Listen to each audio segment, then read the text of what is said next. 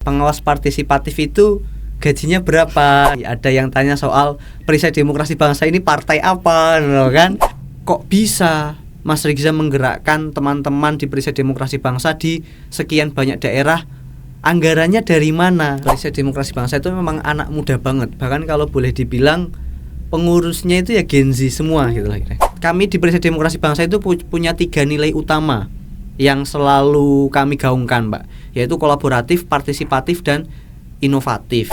Lebih baik menyalakan lilin daripada mengutuk kegelapan.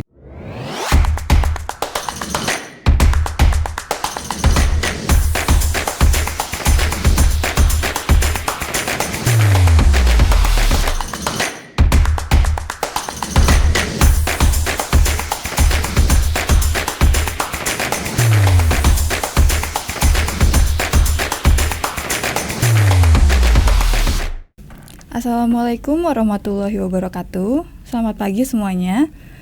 Senang sekali kita kembali lagi di podcast Bawaslu Kabupaten Tegal bersama saya Melayana selaku host pada podcast hari ini. Jadi hari ini kita bakal bahas topik yang super menarik nih, yaitu generasi pengawas, anak muda, dan tanggung jawab demokrasi. Karena jujur aja ya, kayaknya banyak yang bilang kalau anak muda itu cuek sama politik gitu. Tapi bener nggak sih begitu? Nah, biar nggak nebak-nebak, hari ini kita udah kedatangan narasumber yang sangat luar biasa nih. Ada Mas Rigza Hasbala dari Perisai Demokrasi Bangsa. Halo Mas Rigza, apa kabar nih? Halo Mbak Mela, alhamdulillah kabar baik. Oke, senang sekali hari ini bisa hadir ya di podcast Bawaslu Kabupaten Tegal. Nah Mas, kalau ngomongin anak muda dan demokrasi, biasanya tuh orang kan mikirnya ribet ya, berat dan penuh istilah politik. Tapi di sisi lain demokrasi itu sangat penting gitu buat kita jaga supaya tidak hanya dalam tataran prosedural saja, tetapi juga kita bisa naik satu tingkat lah menjadi demokrasi partisipatif. Nah, Mas Rigza bisa diceritain sedikit nggak sih apa sih itu Perisai Demokrasi Bangsa dan bagaimana nih sepak terjangnya di perpolitikan atau demokrasi di Indonesia ini?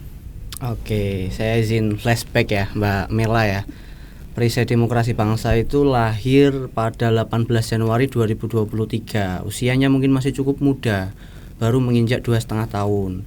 Kami lahir dari alumni SKPP dan P2P Bawaslu, Sekolah Kader Pengawas Partisipatif dan Pendidikan Pengawas Partisipatif yang dilahirkan Bawaslu, yang punya kesamaan visi, punya kesamaan nilai untuk melakukan pengawasan partisipatif, dan saat itu kami berkepentingan untuk mendaftarkan diri sebagai pemantau pemilu pada pemilu 2024.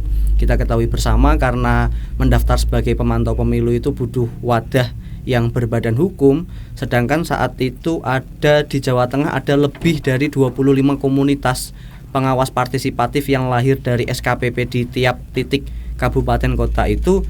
Kita tidak ada yang punya badan hukum. Walhasil kita konsolidir pada tanggal 18 Januari tersebut ada sekitar 150 orang yang join pada konsolidasi tersebut, dan lahirlah yang namanya dulu masih Perisai Demokrasi. Ada kepanjangannya itu Mbak, Perisai Demokrasi. Apa itu kepanjangannya? Persatuan Alumni SKPP untuk Demokrasi. Wih, keren sekali. Ditambahi bangsa itu karena kebetulan persyaratan badan hukum kan minimal 3 suku kata. Walhasil pada April 2023 terbitlah badan hukum kami, Perisai Demokrasi Bangsa, yang isinya kader-kader pengawas partisipatif yang dilahirkan dari Bawaslu. Jadi kalau boleh bilang Perisai Demokrasi Bangsa itu anak ideologisnya Bawaslu, Mbak Mela. Oke, jadi for your information buat teman-teman semua, jadi Bawaslu itu punya program namanya P2P saat ini, Pendidikan Pengawas Partisipatif, yang mana kita mengumpulkan anak-anak muda dari seluruh kabupaten kota di Indonesia, yang mana kita akan belajar tentang apa sih itu pengawasan partisipatif. Nah, akhirnya lahirlah ini sampai menjadi Perisai Demokrasi Bangsa. Betul. Sampai saat ini. Nah, mungkin kemarin Perisai Demokrasi Bangsa ini baru saja menandatangani MOU dengan Bawaslu RI. Kira-kira itu isinya apa saja sih, dan apa aja yang mau dikerjasamakan dengan Bawaslu ke depannya? Ya, baru kemarin tanggal 23 Oktober 2025 kami selesai melaksanakan penandatanganan MOU dengan Bawaslu RI, yang isi MOU-nya itu tentang pendidikan dan penguatan pengawasan partisipatif dalam penyelenggaraan pengawasan pemilu dan pilkada, Mbak. Jadi hari ini Perisai Demokrasi Bangsa tadi kan saya ceritakan lahirnya itu masih pada sekup Provinsi Jawa Tengah.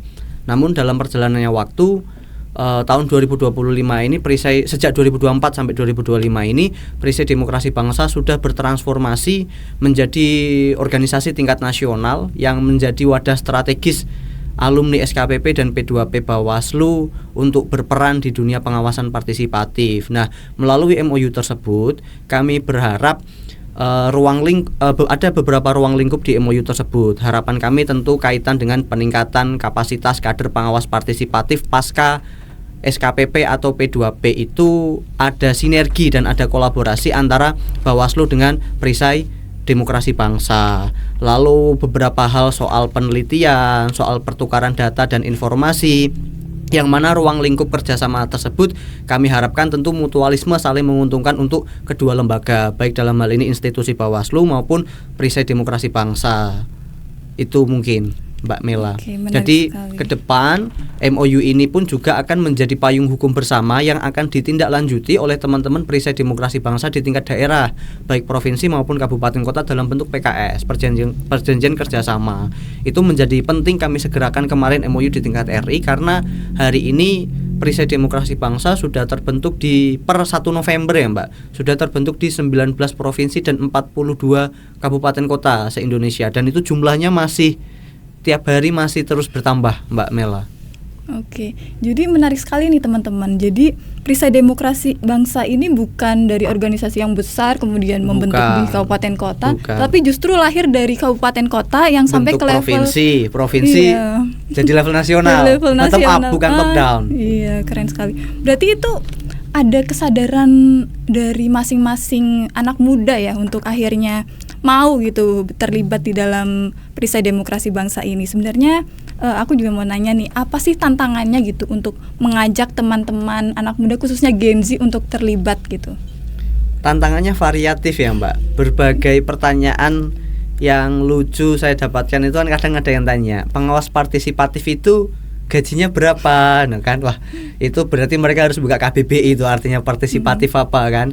Ada yang tanya soal gaji, ada yang tanya soal Perisai Demokrasi Bangsa ini partai apa, nah kan? Seolah-olah hal yang berkaitan dengan pemilu atau politik itu langsung dinarasikan sebagai dekat dengan institusi partai politik, gitu kan? Banyak hal yang akhirnya kita harus memperkenalkan diri kepada halayak publik, apa itu Perisai Demokrasi Bangsa, apa itu pengawas partisipatif, apa itu pemantau pemilu dan lain-lain. Karena apa yang menjadi pandangan teman-teman muda hari ini kalau bicara pemilu, kalau di sisi KPU Bawaslu ya praktisnya jadi penyelenggara, Panwascam, PKD, PPK, PPS dan sejenisnya, atau kalau sekalian jadi tim sukses, jadi caleg dan lain-lain kan. Tidak banyak ruang-ruang pemantauan pemilu atau pengawasan partisipatif yang diisi oleh teman-teman muda. Tapi karena kita tidak berangkat dari ruang kosong ya Mbak, kita tidak berangkat dari nol, saya melihatnya kan ini sudah ada puluhan ribu kader yang terdidik dan dididik oleh Bawaslu se-Indonesia dari SKPP dan P2P ini. Secara kesadaran, banyak dari mereka yang sudah punya kesadaran ke arah sana, arah pengawasan partisipatif, peningkatan kualitas demokrasi, pemantauan pemilu dan lain-lain. Namun mereka butuh ruang. Mereka saat itu di daerah mereka masing-masing belum atau tidak mendapatkan ruang yang strategis untuk berjejaring dengan KPU dan Bawaslu menjadi pemantau pemilu dan lain sebagainya. Maka ketika lahir Perisai Demokrasi Bangsa, ini saya sekaligus klarifikasi Mbak, saya itu tidak pernah meminta satupun dari teman-teman saya alumni SKPP dan P2P untuk membentuk Perisai Demokrasi Bangsa di daerahnya. Kenapa? Karena saya tidak bisa memfasilitasi mereka apapun, baik secara material maupun lainnya. Mereka secara inisiatif, secara mandiri menghubungi saya, meminta izin untuk membentuk Perisai Demokrasi Bangsa di provinsi dan kabupaten kota masing-masing. Sehingga kami di Perisai Demokrasi Bangsa itu punya 3 nilai utama yang selalu kami gaungkan Mbak, yaitu kolaboratif, partisipatif, dan inovatif. Itu menjadi kata kunci kami di Perisai Demokrasi Bangsa. Bagaimana Perisai Demokrasi Bangsa yang lahir dari bawah, dari kabupaten kota sampai hari ini di tingkat nasional itu benar-benar mampu menjadi warna gerakan anak muda baru yang punya kepedulian terhadap proses perbaikan dan peningkatan kualitas demokrasi bangsa Indonesia. Banyak orang yang bertanya kepada saya, kok bisa Mas Riza menggerakkan teman-teman di Perisai Demokrasi Bangsa di sekian banyak daerah, anggarannya dari mana? Nah, kalau tak jawab tanpa anggaran, pada nggak percaya. Kalau nggak percaya silakan tanya teman-teman Perisai Demokrasi Bangsa di daerah. Kira-kira begitu Mbak Mela. Karena kita mau dan mampu menggerakkan itu karena punya kesamaan nilai yang sama soal perspektif pengawasan partisipatif dan peningkatan kualitas demokrasi itu Mbak Mela. Oke, pertanyaan selanjutnya, aku juga penasaran nih, kira-kira di Perisai Demokrasi Bangsa itu kan rata-rata anak muda nih ya. Betul. Dan dari latar belakang yang berbeda-beda pastinya. Itu tantangannya apa sih Bu, untuk menjadi pengawas partisipatif dan terlibat dalam gerakan-gerakan demokrasi ini? Nah, Perisai Demokrasi Bangsa itu memang anak muda banget. Bahkan kalau boleh dibilang pengurusnya itu ya Gen Z semua gitu lah. Saya masih Gen Z lah, bukan generasi milenial ya. Jadi tantangannya itu karena kita Gen Z, karena kita anak muda, tantangannya itu ada pada minimnya pengalaman. Tentu itu yang pertama. Kita rata-rata mungkin di pemilu 2024 atau 2019 kemarin itu masih menjadi pemilih pemula yang belum banyak terlibat pada kepemiluan baik sebagai penyelenggara atau sebagai aktor-aktor lainnya, sehingga itu yang menjadi PR kita bersama untuk sama-sama belajar di Perisai Demokrasi Bangsa ini, sama-sama belajar kaitan dengan pendidikan politik, kepemiluan, demokrasi, dan pengawasan partisipatif. Tapi karena anak muda, walaupun mereka nggak pengalaman, tapi semangatnya tinggi Mbak Mela. Itu yang akhirnya kita coba kelola, kita coba manage semangat teman-teman muda ini agar tersalurkan di tempat dan wadah yang tepat untuk belajar, berjejaring, berkolaborasi. Nah, di Perisai Demokrasi Bangsa ini memang variannya bermacam-macam Mbak. Bahwa kami di Perisai Demokrasi Bangsa ini komposisi struktur kepengurusannya pun juga aneka ragam. Ada 3 aspek yang selalu saya sampaikan kepada Ketua Perisai Demokrasi Bangsa di tingkat daerah yang wajib diakomodir. 1, dalam rangka menyusun kepengurusan itu teman-teman wajib memperhatikan aspek keterwakilan gender misal. 2, keterwakilan daerah misal. Lalu ada yang ketiga itu keterwakilan unsur OKP. Karena teman-teman di Perisai Demokrasi Bangsa itu isinya aktivis semua Mbak. Hampir semua aktivis. Ada yang nggak aktivis tapi sebagian. Hampir semuanya aktivis organisasi mahasiswa, organisasi pelajar, organisasi kepemudaan, sehingga kekuatan yang sama-sama besar ini harus disatu padukan, harus dikolaborasikan, harus ada titik temunya di Perisai Demokrasi Bangsa. Jadi ketuanya dari OKP apa, sekretarisnya dari mana, wakil-wakil ketuanya dari mana, itu saya selalu berpesan itu bagi ruang, bagi peran, bagi jejaring, bagi pengetahuan, dan bagi pengalaman, sehingga tidak ada yang merasa tidak dapat ruang di Perisai Demokrasi Bangsa ini. Semua selalu dapat ruang untuk sama-sama belajar dan berjejaring. Begitu Mbak Mela. Oke, luar biasa sekali ya gimana membentuk sebuah organisasi yang kemudian itu menjadi organisasi yang inklusif gitu ya. Betul. Iya. Dalam kegiatan Perisai Demokrasi Bangsa sendiri, apa aja sih kegiatan-kegiatan yang saat ini sedang berjalan dan mungkin akan dilaksanakan? Kemudian mengingat tadi dari berbagai latar belakang, kemudian juga mungkin harus belajar banyak lagi juga. Kira-kira apa sih yang bisa difasilitasi oleh Bawaslu gitu untuk teman-teman Perisai Demokrasi Bangsa gitu? Oke, program atau kegiatan yang sudah berjalan ya Mbak dalam waktu belakangan ini, yang pertama tentu bicara soal edukasi atau pendidikan pemilih dan pendidikan pengawasan partisipatif, baik yang dilaksanakan oleh teman-teman Perisai Demokrasi Bangsa ataupun yang dilaksanakan secara bersama-sama bersama Bawaslu, KPU ataupun mitra yang lainnya. Banyak teman-teman yang terlibat melakukan pendidikan pemilih, pendidikan pengawas partisipatif ke sekolah-sekolah. Kita juga punya Perisai Demokrasi Bangsa goes to kampus, kadang berdiskusi dengan teman-teman BEM, teman-teman DPM soal pengawasan partisipatif dan lain sebagainya. Yang terkini kami itu punya program yang namanya Laskar Jaga Hak Pilih Mbak Mela. Itu semacam satgas ya, satuan tugas di Perisai Demokrasi Bangsa yang ada koordinator nasionalnya, ada koordinator di tingkat wilayah dan daerah, yang mana Laskar Jaga Hak Pilih ini nanti akan intens berkolaborasi dengan KPU dan Bawaslu dalam pelaksanaan PDPB, pemutakhiran data pemilih berkelanjutan, baik saat melaksanakan coklit terbatas ke warga-warga yang dilakukan sampling uji petik daftar pemilihnya, maupun pada saat melakukan rapat pleno pemutakhiran data pemilih berkelanjutan.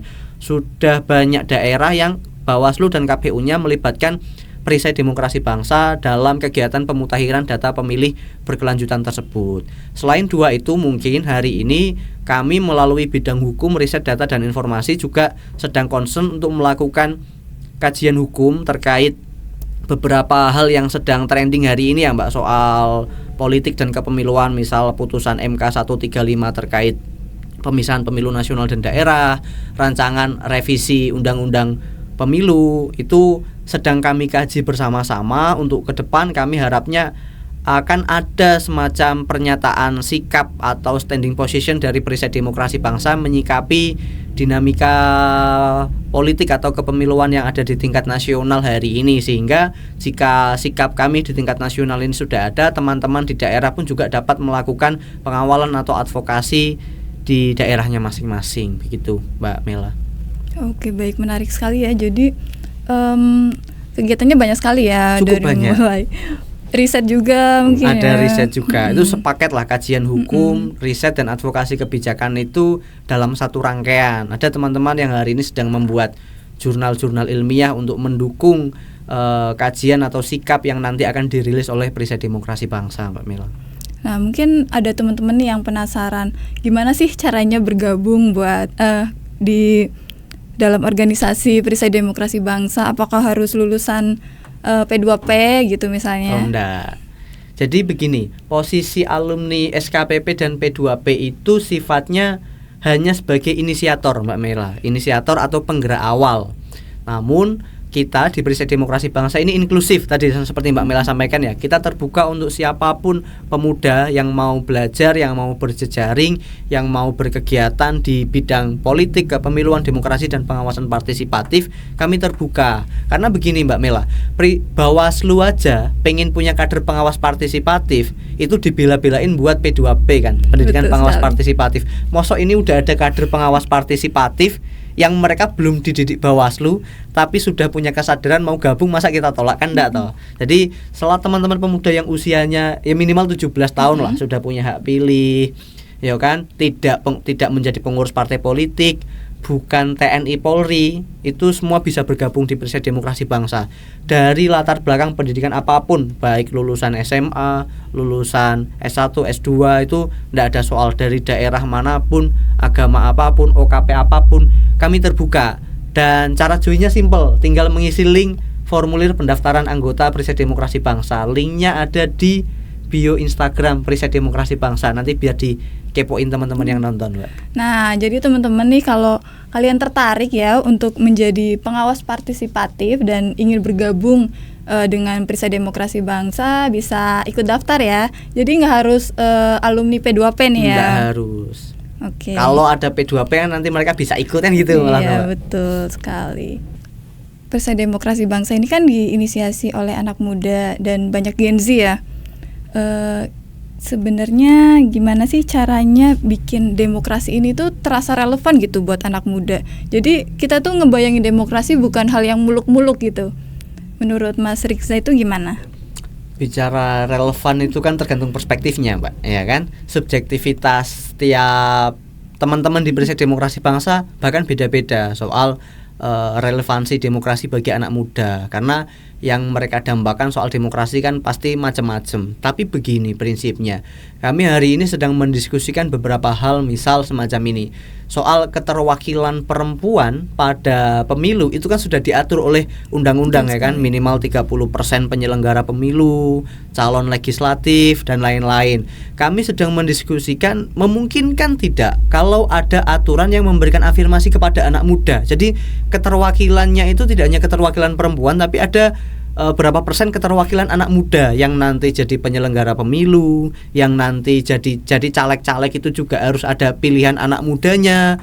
Karena kita tahu bersama lah, Mbak, DPR itu kan tidak ada batasan periodenya. Jadi selama masih bisa nyalek mau 4 periode, 5 periode kan tidak ada batasan. Itu yang akhirnya kita melihat ruang anak muda untuk berperan di demokrasi ini, di kancah politik dan kepemiluan nasional ini terbatas.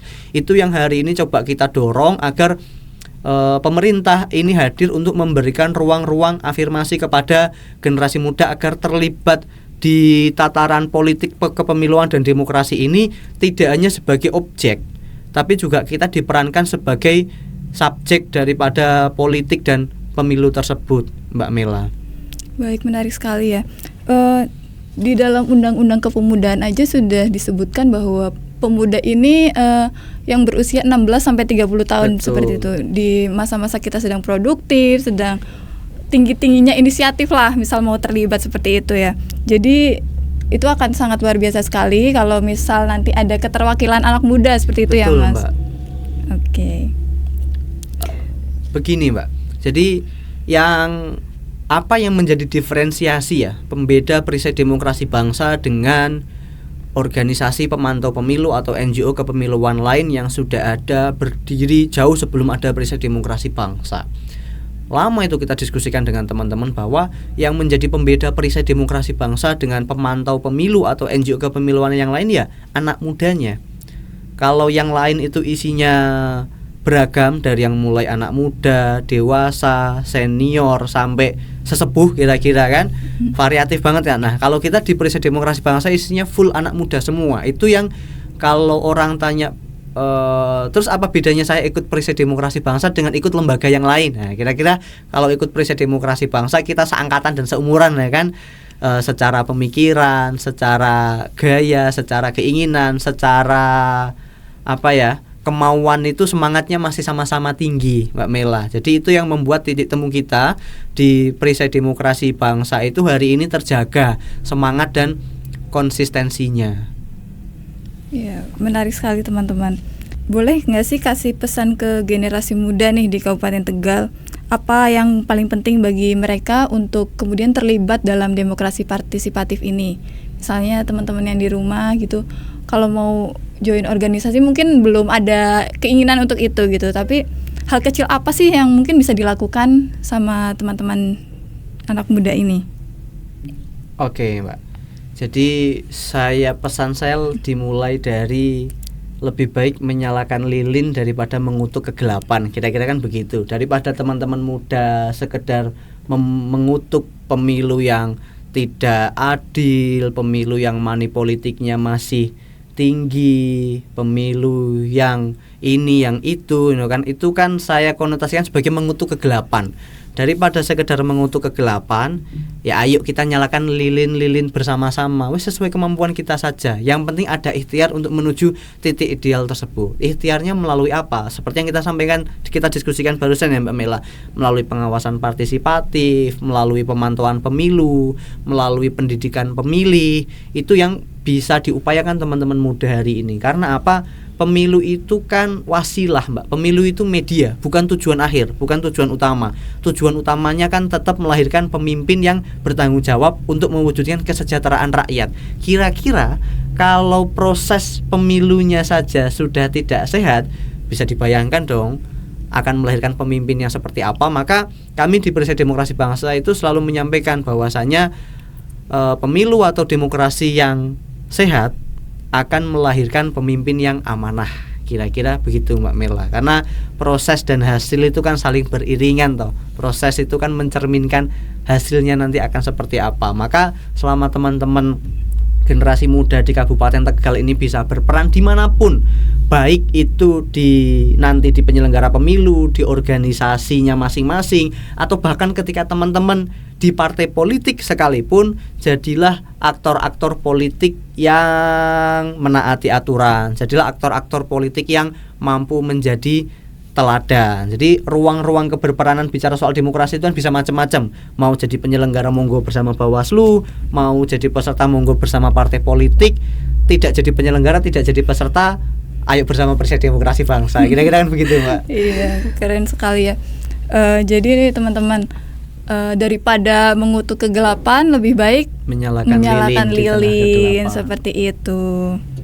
Oke, menarik sekali nih teman-teman, banyak insight baru tentang gimana sih anak muda itu bisa menjaga atau mengawal demokrasi dari hal-hal kecil seperti itu, tapi dampaknya itu luar biasa. Jadi buat teman-teman, jangan lupa untuk terus update ya seputar kegiatan Bawaslu Kabupaten Tegal di media sosial Bawaslu. Dan tentu saja tetaplah jadi generasi yang peduli dengan demokrasi. Saya Melayana undur diri dari podcast hari ini. Terima kasih, sampai berjumpa di podcast selanjutnya. Wassalamualaikum warahmatullahi wabarakatuh. Waalaikumsalam warahmatullahi wabarakatuh. Terima kasih.